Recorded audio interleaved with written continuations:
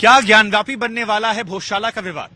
ये सवाल इसलिए उठ रहा है क्योंकि याचिका दायर की गई थी मध्य प्रदेश हाईकोर्ट की इंदौर पीठ को और याचिका एक्सेप्ट हो गई है। 8 लोगों को जवाब देने के लिए कहा गया है। लेकिन फिलहाल हम भोजशाला में मौजूद उस जगह पर जहां पर ये पूरा विवाद है कि मंदिर है या फिर वो मस्जिद है या फिर जो और मांगे उनको लेकर।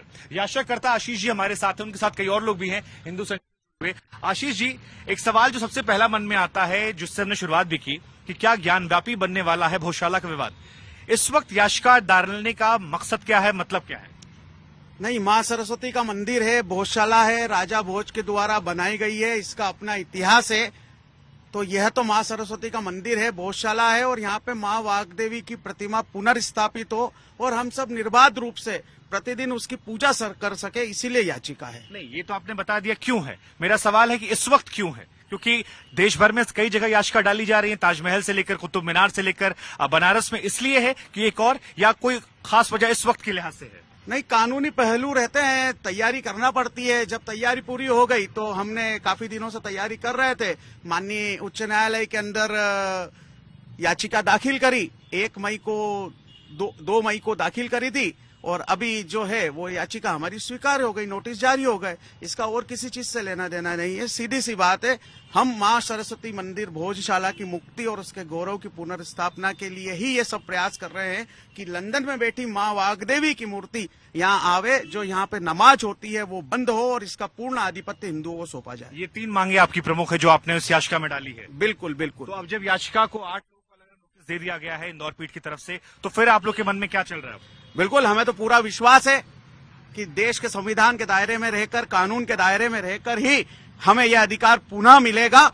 और यह सिर्फ 1 दिन नहीं, सिर्फ 2 दिन नहीं, साल के 365 दिन, 12 महीने, सप्ताह के 7 दिन हम सभी हिंदू, बल्कि पूरे देश का हिंदू धार में आकर मां वाग्देवी की पूजा करेगा, राजा भोज को नमन करेगा। यह पूरा विश्वास है। देखिए, इस बात को हम आपको थोड़ा और अच्छे समझा दें। यहाँ पर ये बोर्ड देख लीजिए।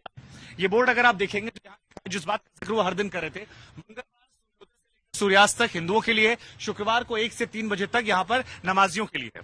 अब अगर दूसरी तरफ देखेंगे, देखिए पुलिस प्रशासन हमारी भी रिकॉर्डिंग कर रहा है। सर, आज तो सिक्योरिटी टाइट होने वाली होगी। देर में आ रहे हैं आपके जवान? 1 बजे से नमाजियों का टाइम है, आने वाले। तो कितनी संख्या में पुलिस बल होते हैं यहाँ पे? यहाँ पे होते करीबन 20 से 25 लोग अभी आ रहे हैं और डीआरपी से बल अलग आएगा। और भी है? तो इस बार तो ये याचिका के बाद पहली बार जुम्मे की नमाज पढ़ रही है। कुछ अतिरिक्त फोर्स या कुछ अतिरिक्त सावधानी? नहीं, वो तो जो है वो वहाँ से आएगा। तो यहाँ पर आपने देखा, ये हमारी रिकॉर्डिंग कर रहे थे, कुछ और लोग भी हमारे साथ यहाँ पर है। सर, जरा ये बताइए कि ये विवाद अब गर्मा गया है, देश भर में लोग देख रहे हैं, सुन रहे हैं, क्या कहना चाहेंगे?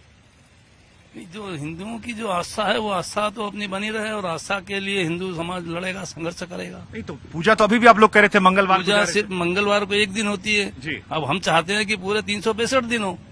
365 दिन? तो आपको लगता है इससे माहौल थोड़ा खराब हो सकता है? कुछ लोग तालियां बजाते पीछे। नहीं, माहौल कैसे खराब होगा? जब हिंदुओं का अधिकार है तो हिंदुओं को अधिकार अपना मिले जी।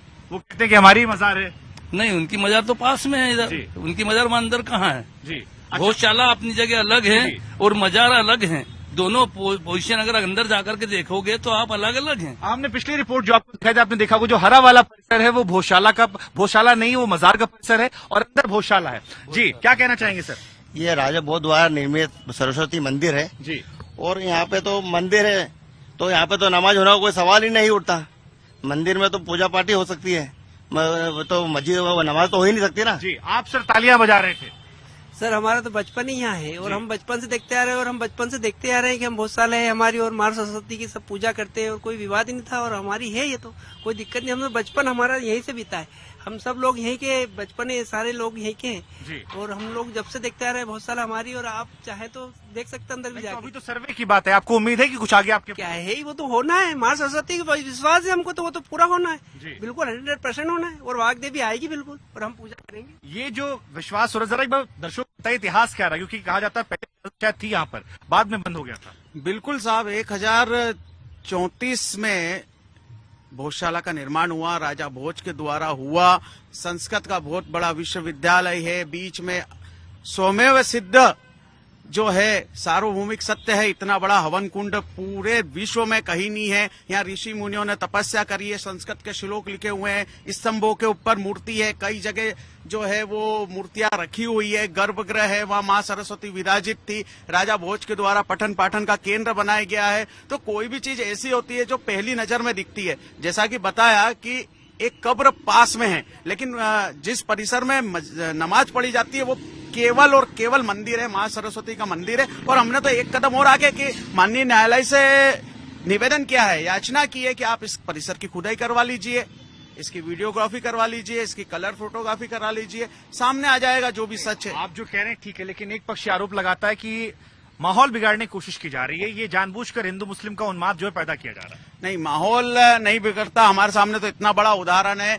हम सबके आराध्य का केंद्र श्री राम भूमि में राम लला जी का जिस दिन निर्णय आया था कि श्री राम जन्मभूमि हिंदुओं की है, उस दिन पूरे देश में एक भी पत्थर इधर से उधर नहीं हुआ। तो माहौल खराब नहीं होता, उल्टा जो है ये हर्ष का विषय होता, उत्साह का विषय होता, त्योहार मनाने का विषय होता है कि हमको हमारा अधिकार मिला है। ठीक है, आखिरी सवाल आपसे, कब तक उम्मीद है सुनवाई की है अगली बार, और क्या उम्मीद कर रहे हैं अब यहाँ से आप? नहीं, ये तो प्रक्रिया माननीय न्यायालय की है। अभी नोटिस इश्यू हुए हैं, जैसे जैसे प्रक्रिया आगे बढ़ती जाएगी आपको हमको सबको पता चलता जाएगा। ठीक है, तो एक बार तस्वीरें देखिए। अब यहाँ से हिंदू संगठन के लोग जो हैं वो यहाँ भी हैं और आसपास भी जो लोग हैं वो सुनते हुए यहाँ पर जा रहे हैं। लेकिन हम आपको बता दें क्योंकि आज शुक्रवार का दिन है, लिहाजा इस बैरिकेडिंग के उस पार जाने की इजाजत जो है वो हिंदू संगठनों को नहीं, और उनका यही कहना है कि हमें अब चाहिए कि 7 दिन हमें वहां पूजा पाठ करने का अधिकार हो। आज शुक्रवार के दिन भोजशाला में उन्हें पूजा करने का अधिकार नहीं मिलता है।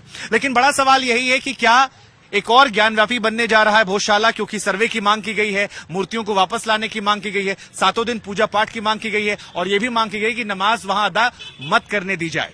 कुल मिलाकर माहौल जो है वो गर्म होता जा रहा है। इस खबर पर आगे क्या होगा वो तो न्यायालय तय करेगा, लेकिन ये याचिका स्वीकार होना ही अपने आप में एक बड़ी खबर बन जाता है। कैमरा पर्सन रविकांत के साथ शुभांकर मिश्रा, भोजशाला।